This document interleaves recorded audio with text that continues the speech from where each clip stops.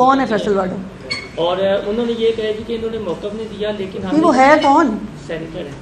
अच्छा, देखिए गुजारिश ये है कि वो एक जहनी मरीज़ हैं और वो देखे ना, जो सस्ता सा शाहरुख खान बन के बेचारा फिरता हो, जिसकी ना कोई सियासी बैकग्राउंड है, ना उसकी, अभी वो सेनेटर है, सियासी पार्टी उनकी कोई नहीं।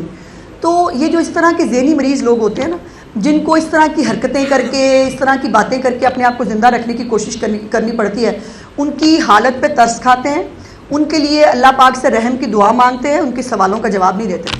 मैडम, पूरी जंग के माहौल में हमने ये देखा कि फैसल वाडा साहब कहीं नजर नहीं आए, तो अचानक ये गुफा से निकले हैं और बमबारी हुकूमत पंजाब पर करना। कौन है फैसल वाडा?